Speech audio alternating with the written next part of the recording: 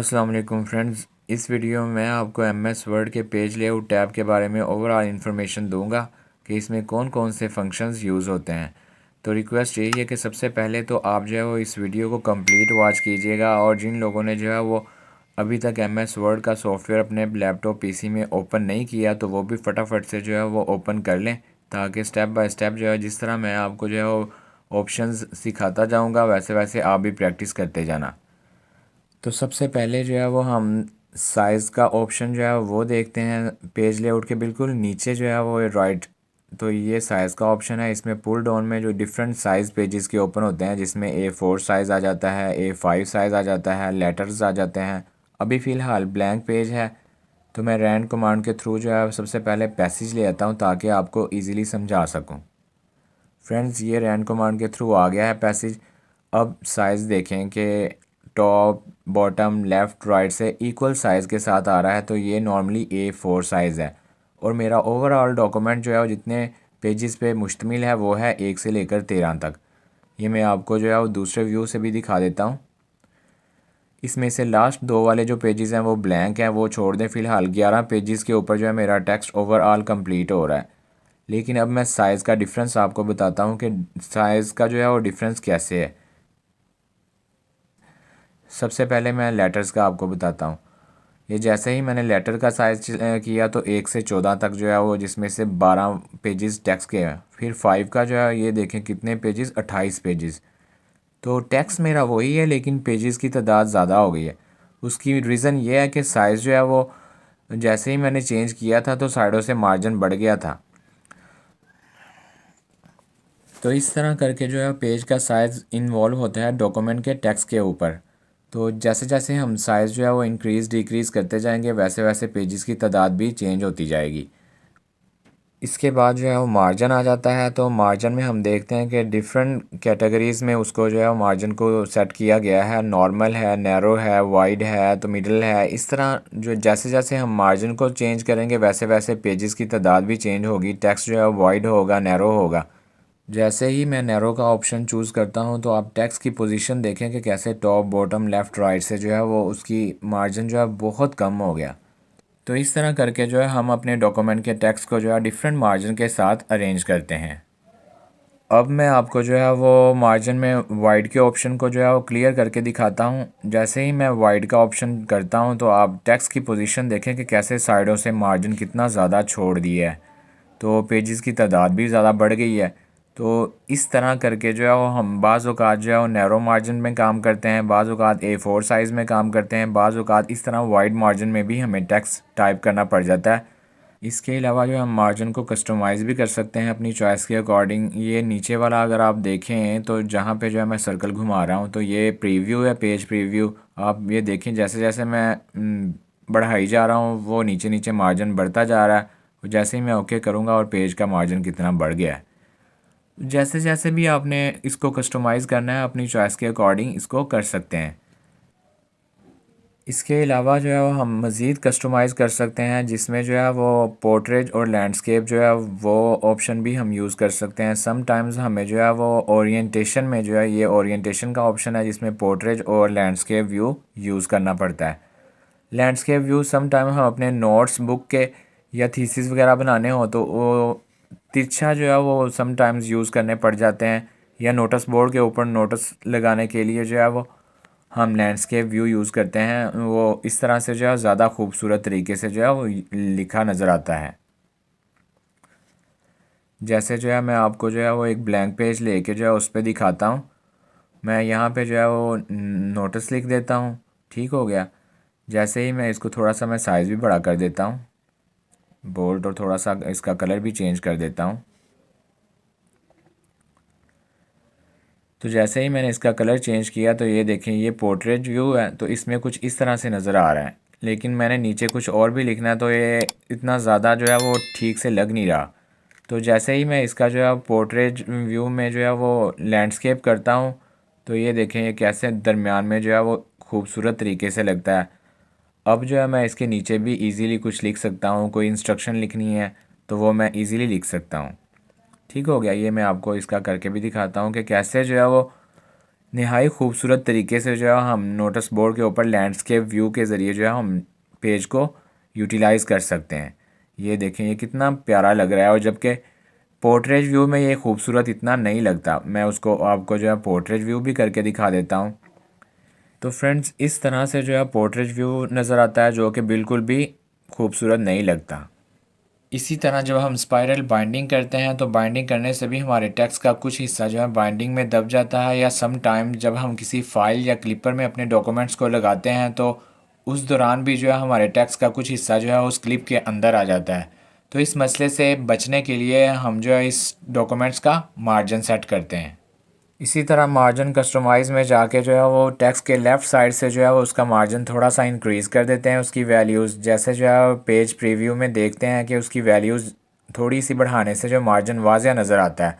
Okay press करेंगे तो text का मार्जिन जो है वो हमारा साइड से हो जाएगा, जिससे जो है हम बाइंडिंग कर सकते हैं। इसी तरह नेक्स्ट ऑप्शन जो है वो कॉलम का है, तो इसमें हमें कुछ टेक्स्ट जो है वो सिलेक्ट करना होगा। तो यहाँ पे जो है सबसे पहले मैं एक पैरा जो है सिलेक्ट कर लेता हूँ। ये थोड़ा सा पहले मैं नीचे कर लेता हूँ पैरे को, ताकि जो है वो कॉलम आपको वाज़िया नज़र आए। ये सिलेक्ट करके जैसे ही मैं कॉलम को सिलेक्ट करूँगा तो 3 कॉलम जो है वो आपको सामने वाज़िया।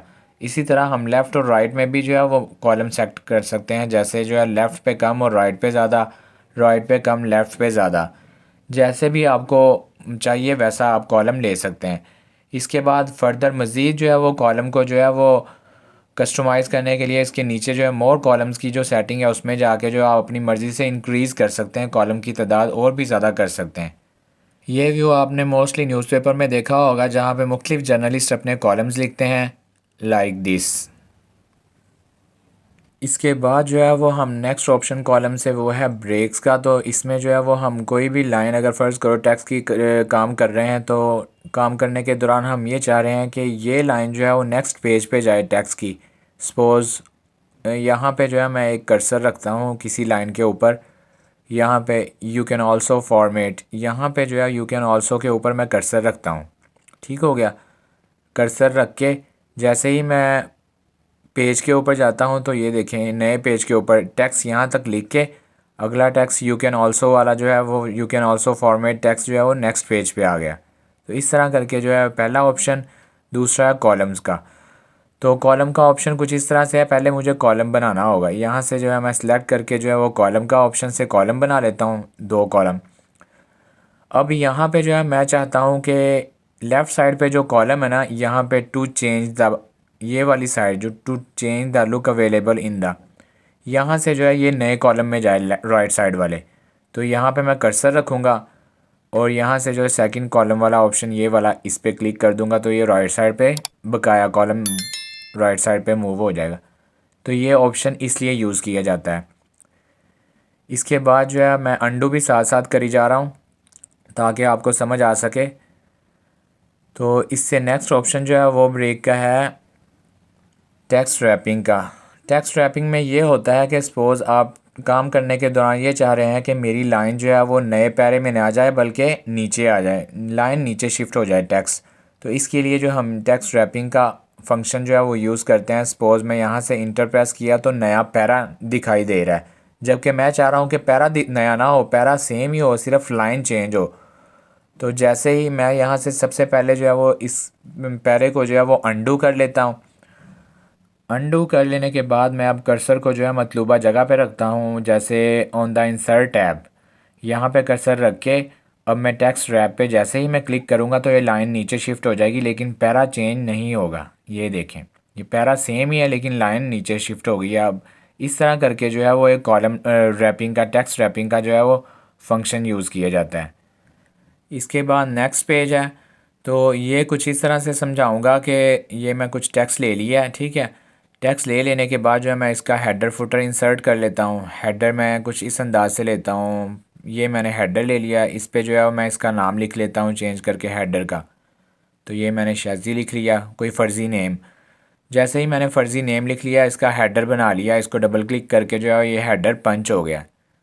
तो इसको जो है मैं दूसरे व्यू से भी आपको दिखा देता हूँ कि मेरे तीनों पेज के ऊपर जो है वो एक ही हेडर नेम जो है वो पंच हो चुका है। ये देखें, ये शाजी, ये शाजी और ये भी शाजी। अब तीनों पेजेस के ऊपर जो है वो मेरा हेडर फिक्स हो चुका है। अब मैं चाहता हूँ कि ये कमांड नेक्स्ट पेज की लगा के कैसे आपको दिखाता हूँ। सबसे पहले जो है मैं कर्सर जो है वो सबसे एंड पे रखूँगा, ठीक है। ये नेक्स्ट पेज का कर्सर एंड पे रखा। तो अब मैं चाहता हूँ कि मैं जो है वो नए पेज के ऊपर जो है वो नया चैप्टर है तो उसका हेडर भी नया लगाना चाहता हूँ। तो नेक्स्ट पेज पे चला जाऊँगा। तो अब जो है मेरा हेडर लगा हुआ है लेकिन उसके ऊपर हेडर प्रीवियस ही है। तो यहाँ पे कुछ सीन ये है कि अब यहाँ पे जो है मैं इसको हेडर को एडिट करूँगा। तो ये पिछला जो 3 पेजेस का है ये सेक्शन 1 है, ये आप गौर से देखें तो हेडर सेक्शन 1, लेकिन जो नीचे है तो ये हेडर सेक्शन 2 है। हेडर सेम है लेकिन सेक्शन 2 है। तो यहाँ पे जो है मैं अपना नया हेडर लगा लूँगा, चैप्टर 1 चैप्टर 2 फिज़िक्स केमिस्ट्री का जो भी है XYZ। यहाँ पे सपोज़ मैं नाम लिख लिया है फ़र्ज़ी, ठीक है। जैसे ही मैंने नेम लिखा है तो ऊपर भी नेम चेंज हो गए हैं। मतलब ये कि प्रीवियस हेडर और ये करंट हेडर सेम हो रहे हैं, जबकि मेरा तो पहला हेडर कोई और था। तो इस प्रॉब्लम से बचने के लिए जो है वो मैं आपको एक ऑप्शन दिखाता हूँ। एक मिनट ज़रा। जैसे ही मैंने डबल क्लिक किया तो सबके हेडर जो है वो चेंज हो गए, प्रीवियस भी और प्रेजेंट भी सेम हेडर हो गया है, जबकि मुझे प्रेजेंट हेडर अलग चाहिए था। तो इसके लिए ये जो येलो पट्टी में लिंक टू प्रीवियस है ना, इसको जो है वो आपने चेंज कर देना है यस करके, ठीक है। अब जो है प्रीवियस हेडर जो है वो 3 पेजेस का डिफरेंट है और प्रेजेंट का जो सेक्शन 2 का है वो डिफरेंट हो गया। मतलब ये कि पिछला जो है वो चैप्टर 1 है और अब जो है मैं चैप्टर 2 लिख रहा हूँ। जब भी कभी भी बुक जो है वो टाइप करनी है तो इस तरह से कमांड जो है वो लिंक टू प्रीवियस का कर देना है, उससे जो है वो नेक्स्ट हेडर जो है वो चेंज हो जाएगा। तो इस तरह करके जो है हम नेक्स्ट पेज का फंक्शन यूज़ करते हैं। अब इसको 1 मिनट के लिए ज़रा रहने दें, ये नीचे आ जाएँ। तो इसमें जो है वो कॉलम इवन ऑड का आता है, इवन पेज और ऑड पेज। सपोज़ यहाँ पे भी मैं आपको समझाता हूँ। फ़र्ज़ करें मैंने कर्सर रखा है यहाँ पे। अब जैसे ही मैंने इस यहाँ पे कर्सर रखा है तो ये मैं टेक्स्ट जो है वो अब ये नीचे जो है इवन है, मैंने लेकिन ऑड पेज पे लेके जाना चाहता हूँ, नीचे स्क्रॉल करके 1 3। तो ऑड पेज के ऊपर जैसे ही मैं क्लिक करूँगा अब ये टेक्स्ट जो है वो पेज नंबर 3 पे है। मैं आपको अब भी पेज नंबर इंसर्ट पेज से पेज नंबर लगा के दिखाता हूँ। ये यही लगाया, ये देखें ये पेज नंबर 3 पे लेके आ गया। तो इस तरह करके जो है हम किसी भी टेक्स्ट को जो है वो इवन या ऑड अपनी मर्ज़ी के पेज पे जंप करवा सकते हैं, जैसे कि मैंने किया। अब जो है वो लाइन नंबर है, तो लाइन नंबर में सबसे पहले जो है मैं कुछ नेम लिख लेता हूँ यहाँ पे फ़र्ज़ी, ताकि लाइन की तादाद जो है वो इंक्रीज़ कर सकूँ। नाम से ही ज़ाहिर है कि लाइन के नंबर्स लगाने के लिए जो है ये लाइन नंबर वाला फंक्शन यूज़ किया जाता है। तो ये मैंने कुछ 5 6 नाम लिख लिए हैं रोज़ बढ़ाने के लिए। अब जैसे ही मैं इस फंक्शन को अप्लाई करूँगा तो आप ये देखें कि इस डॉक्यूमेंट्स का जो करंट पेज है उसके लाइन नंबर चेंज हो गए, ठीक हो गया। 4th पेज के बकाया के नहीं हुए। अब जो है मैं आपको और पुल डाउन मेन्यू करके दिखाता हूँ कि क्या है। अब ओवरऑल मैं सिलेक्ट करके जैसे ही मैं नंबरिंग करूँगा तो ये देखें ओवरऑल मेरे डॉक्यूमेंट्स 4 पेज पे मुश्तमिल सब के नंबर चेंज हुए हैं 40 से अबव। अब जो है वो ईच पेज का मैंने ऑप्शन यूज़ किया तो हर पेज के नंबर शुरू से चेंज हुए हैं दोबारा से। जितने मेरे 4 के चारों पेजेस थे हर पेज के 1 से नंबरिंग स्टार्ट हो रही है। तो ये ईच पेज के लिए नंबरिंग होती है। इसके बाद ईच सेक्शन के लिए, मतलब एक सेक्शन के पहले 3 पेज हैं वो उतनी नंबरिंग होगी। अब ये सेक्शन दूसरा है तो इसकी नंबरिंग अलग है। ये देखें एक सेक्शन के 38 तक है नंबरिंग रोज़ की, उसके बाद जो है अगला सेक्शन शुरू हो जाता है सेक्शन नंबर 2। तो इस तरह करके जो है आप लाइन नंबर लगा सकते हैं अपनी चॉइस के अकॉर्डिंग, ठीक हो गया। इससे नेक्स्ट ऑप्शन आ जाता है हाइफिनेशन।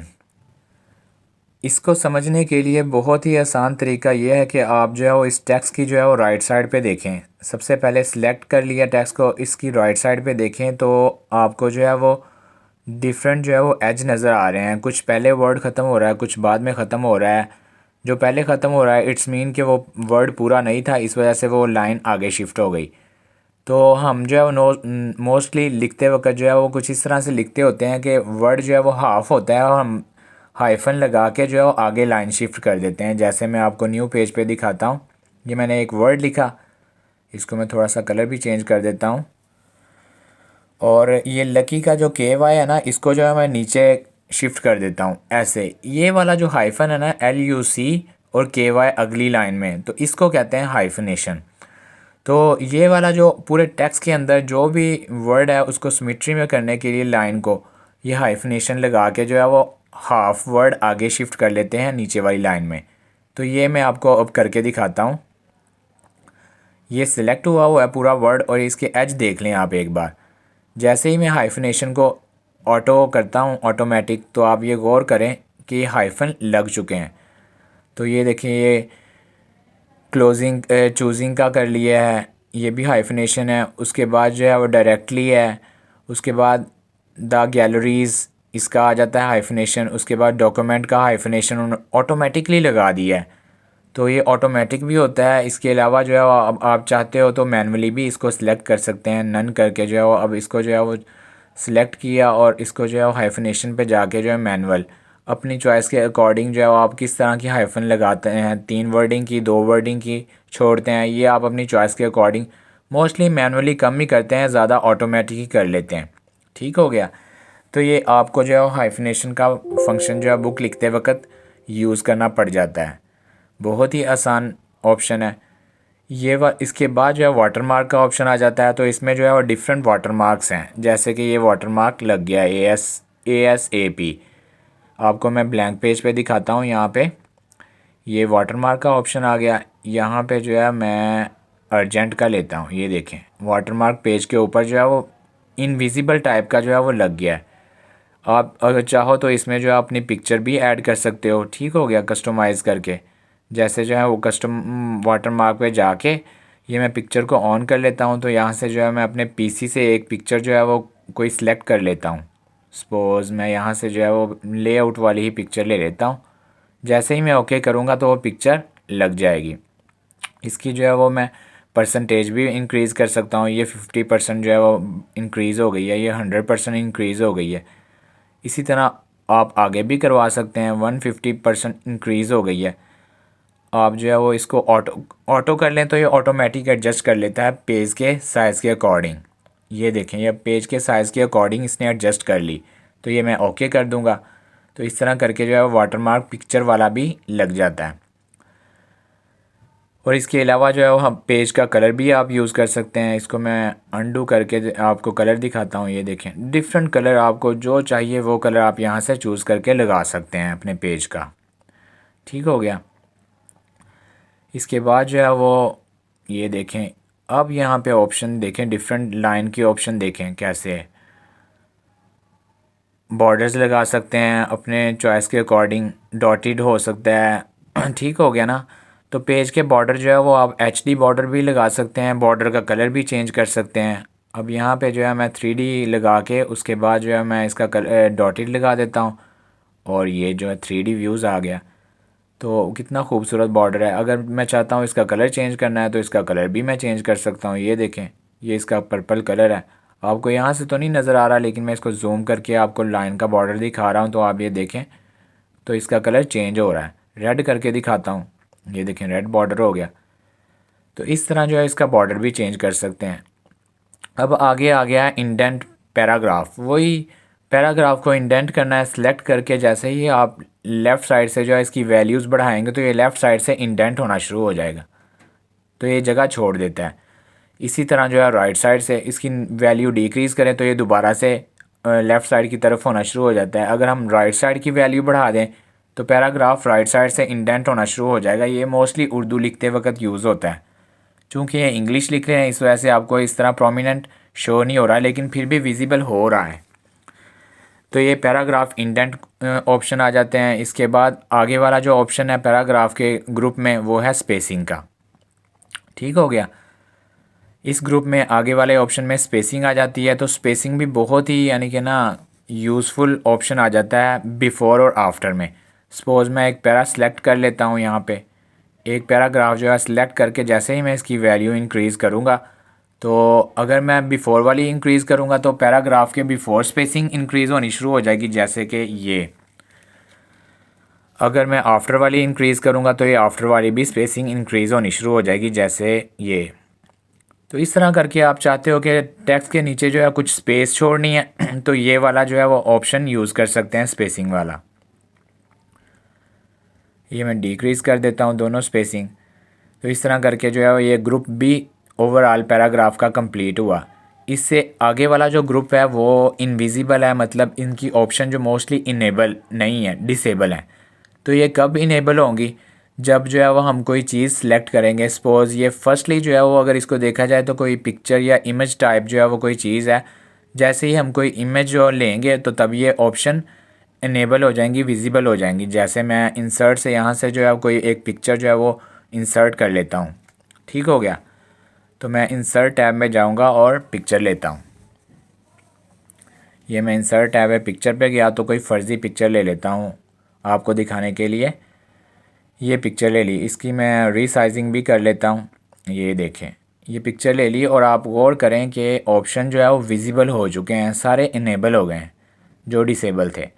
तो अब जो है वो इसके ऊपर मैं आपको एक्सपेरिमेंट करके दिखाता हूँ कि वन बाय वन ये जो है वो मैं right left, middle right left और बॉटम राइट लेफ़्ट, तो इस तरह करके जो है वो अपनी इमेज को जहाँ भी पोजीशन में लगाना है, जिस पोजीशन में मुझे चाहिए वो मैं लगा सकता हूँ। एक तो ये होगी पोजीशन का, ठीक हो गया। इसके बाद कस्टमाइज़ भी कर सकता हूँ अपनी मर्ज़ी के अकॉर्डिंग। सपोज़ मैं फ़र्ज़ करो यहाँ से स्क्वेयर्स का ले लेता हूँ और अपनी मर्ज़ी के अकॉर्डिंग जो है इसको मूव भी कर सकता हूँ और टेक्स्ट जो है वो इधर उधर हो जाएगा। टेक्स्ट जो है वो दोनों साइडों पे और इमेज जो है वो दरमियान में आ गया। आप जिधर चाहते हो, जिस पोजीशन में चाहते हो मूव करो, टेक्स्ट जो है वो खुद ब खुद ही साइड पे हो जाएगा। ये तो हो गया स्क्वेयर्स। इसके अलावा और भी ऑप्शन है पोजीशन में, मैं और जो आपको चाहिए वो पोजीशन आप कर सकते हैं। ठीक हो गया। और इसके अलावा जो है वो आप जो है वो रैप टेक्स्ट भी कर सकते हैं, टेक्स्ट के पीछे भी जा सकते हैं। जैसे ये देखें, इमेज जो है वो पीछे चला गया और टेक्स्ट इसके ऊपर आ गया। जो भी आपको चाहिए उसी तरह का आप इजीली कर सकते हैं। तो ये जो है वो कस्टमाइज़ में भी आ जाता है और इसके अलावा एक अलग भी ऑप्शन दिया हुआ है रैप टेक्स्ट का। ये देखें, उधर भी दिया हुआ था, इधर भी दिया हुआ है। वो फंक्शन उधर भी आप पोजीशन में कस्टमाइज़ में जाके यूज़ कर सकते हैं और उन्होंने सेपरेट भी निकाल के टेक्स्ट रैपिंग का दिया हुआ है। ये देखें, in front of text, behind the text. तो ये सब कुछ जो है वो आपके चॉइस के अकॉर्डिंग आप कर सकते हैं। ये देखिए, अब टॉप बॉटम पे, अब जब भी आप मूव करेंगे तो टॉप बॉटम पे टेक्स्ट आएगा, साइडों पे नहीं आएगा। तो ये होती है टेक्स्ट रैपिंग, कि किस तरह का आपने टेक्स्ट को रैप करना है। तो इससे आगे वाले जो ऑप्शन हैं वो भी मैं आपको बताता हूँ। थोड़ा सा और देख लें, इधर कोई अगर समझाने वाला है। तो ये जो होता है ओवर द टेक्स्ट, इसमें जो होता है टेक्स्ट फिक्स हो जाता है, आप इमेज इसके ऊपर रख सकते हैं। लेकिन टेक्स्ट जो है वो आपके इर्द गिर्द नहीं होता, वो फिक्स हो जाता है, इसको कहते हैं। तो ये आप पोजीशन जब प्रैक्टिस करेंगे तो आपको पोजीशन की भी समझ आ जाएगी। तो इसके बाद जो है मैं आपको अगली ऑप्शन दिखाता हूँ। ये तो आपने प्रैक्टिस करने से जो है आपको आ जाएगी, इसको कैंसिल कर देते हैं। इसके बाद ऑप्शन आ जाती है ब्रिंग फॉरवर्ड, सेंड फॉरवर्ड। ये आपको पिक्चर से भी, इसके आइकन से भी शो हो रहा है कि ब्रिंग फॉरवर्ड आगे लाना, ब्रिंग बैकवर्ड पीछे जाना। तो ये ऑप्शन तब यूज़ होती है जब हम दो इमेज लेके, मैं आपको एक और इमेज जो है वो एक किस्म का इंसर्ट करके दिखाता हूँ। यहाँ से इंसर्ट पिक्चर से एक और इमेज ले लेता हूँ। कोई इमेज अपनी मर्ज़ी का मैं ले लेता हूँ। सपोज़ ये वाला मैंने इमेज ले लिया, इसको भी मैं थोड़ा सा रीसाइज करके ऊपर ले आता हूँ।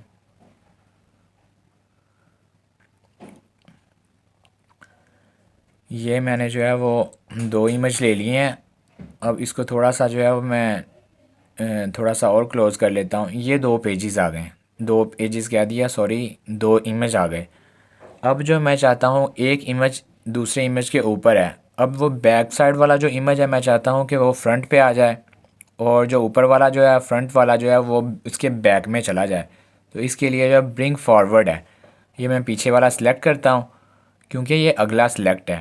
तो जैसे ही मैं करता हूँ जो सिलेक्ट है, अब सेंड बैकवर्ड कर दूंगा तो ये पीछे चला जाएगा। वो देखो, ये वाला जो फ्रंट वाला था वो पीछे चला गया और जो पीछे वाला था वो उसके ऊपर आ गया। तो इस तरह करके हम कोई भी इमेज जो है वो आगे कर सकते हैं और उसके पीछे भी कर सकते हैं अपनी चॉइस के अकॉर्डिंग। जैसे जो है वो मैं इधर से फिर सेलेक्ट करके जो है वो इसको बैकवर्ड कर देता हूँ, तो सेंड बैकवर्ड, तो ये पीछे चला गया और पीछे वाला आगे आ गया। ठीक हो गया, ये हो गए दोनों ऑप्शंस। उसके बाद जो है ऑप्शन आ जाता है अलाइन में। तो ये जो भी सिलेक्ट करोगे इमेज तो उसके हिसाब से जो है अलाइन करेगा। आपने लेफ़्ट करना है तो लेफ़्ट हो जाएगा, सेंटर करना है तो सेंटर हो जाएगा, राइट करना है तो राइट हो जाएगा, टॉप बॉटम, लेकिन होगा वही इमेज जो आप सिलेक्ट करोगे। जैसे अब मैं नीचे वाला सिलेक्ट करके इसको अलाइन करता हूँ तो नीचे वाला साइड पे हो गया। तो इस तरह करके ऊपर वाला सिलेक्ट किया, अब ऊपर वाला अलाइन हो जाएगा। ये देखें लेफ़्ट हो गया। तो जो सिलेक्ट करोगे इमेज वही ऑपरेट होगा। ये दो ऑप्शन हो गए। उसके बाद नीचे रोटेट वाला है, ये आप देखें सिलेक्ट एस के वाला है तो ये रोटेट हो रहा है, इसकी पोजीशन चेंज हो रही है। तो ये भी बहुत आसान ऑप्शन था। इसके अलावा जो है आप इसकी जो फर्दर मज़ीद वैल्यूज़ चेंज करके भी इसकी रोटेशन चेंज कर सकते हैं। अब नीचे वाला जो है वो डिसेबल है, मतलब ये है कि इनविजिबल। ये इनेबल कब होगा, जब ये ग्रुप का ऑप्शन तब होगा जब इन दोनों को सिलेक्ट करेंगे। दो पिक्चर को सिलेक्ट करने के लिए कंट्रोल की का यूज़ करते हैं। जैसे एक सिलेक्ट है, मैं कंट्रोल की प्रेस करके ये दूसरा भी सिलेक्ट कर लेता हूँ। ये मैं दोनों पिक्चर जो है दोनों इमेज सेलेक्ट हो गए, अब वो विजिबल हो गया। मैं एक बार दोबारा दिखा देता हूँ। ये देखें ये अभी इनविजिबल है। अभी यहाँ पे गौर करना, जैसे ही मैं सिलेक्ट करूँगा फ़ौरन से ग्रुप का ऑप्शन विजिबल हो जाएगा। ये देखें इनेबल हो गया। अब इस पर क्लिक करेंगे तो ये देखें कि ये एक सेक्शन बन जाएगा। ये देखें ये एक सेक्शन बन गया। अब इसको पकड़ के दोनों को जो है इकट्ठा मूव कर सकते हैं। तो ये वाला फंक्शन इसलिए यूज़ होता है कि अगर दोनों पिक्चर्स को जो है वो हम मूव करवाना चाहते हैं, अगर हम साइड पे क्लिक करेंगे तो ये अलग अलग मूव करेंगे, अगर हम ग्रुप में रख के जो है वो क्लिक करेंगे तो ये इकट्ठा मूव करेंगे। ठीक हो गया। अब नेक्स्ट ऑप्शन जो रह गया था वो था सिलेक्शन पैन, मतलब ये राइट साइड पे अभी खाली है ना। जैसे ही मैंने क्लिक किया तो एक विंडो ओपन हो गई है जिसमें जो है वो कुछ इमेज की डिटेल दी हुई है, जितनी भी लेयर्स हैं। जैसे हम लेयर्स पे काम करते हैं, ये शो करना है, वो शो करना है, ये वाला इमेज हाइड करना है, वो वाला इमेज शो करना है। जैसे हम एडोब फोटोशॉप में लेयर्स पे काम करते हैं, इसी तरह इस पे भी काम कर सकते हैं। कुछ इमेज हाइड कर सकते हैं, विजिबल कर सकते हैं। ये तो दो हैं। कुछ डॉक्यूमेंट्स में जब बुक लिखते हैं तो हम काफ़ी सारे इमेज होते हैं, तो वहाँ पे हम अपनी चॉइस के अकॉर्डिंग ये सिलेक्शन पेन जो है वो यूज़ कर सकते हैं, ये वाली कमांड। तो ओवरऑल जो है मैंने पेज लेआउट की सारी ऑप्शंस जो आपको सिखा दी हुई हैं। तो इस तरह करके जो आप वन बाय वन सारी ऑप्शंस जो है यूज़ कर सकते हैं। ये शुरू में तो बहुत नॉर्मल सा है, ये डमी टेक्स्ट है। ये आप अगर देखें तो इसको सिलेक्ट करके जो है वो ये देख लें, ये बिल्ट इन होता है। तो इसमें जो है वो कलर भी चेंज होता है और साथ में फ़ॉन्ट का स्टाइल भी चेंज होता है, साइज़ भी। ये देखें, ये आप गौर करें ऊपर वाली पट्टी में चेक करें, साइज़ भी चेंज हो रहा है, कलर भी चेंज हो रहा है। ये क्यों? चूँकि ये बिल्ट इन बनाए होते हैं। तो इस तरह करके आप ये पट्टी थोड़ी सी जूम करके मैं आपको दिखा देता हूँ। इसकी कलर की और इसकी फॉर्मेटिंग भी चेंज होती है।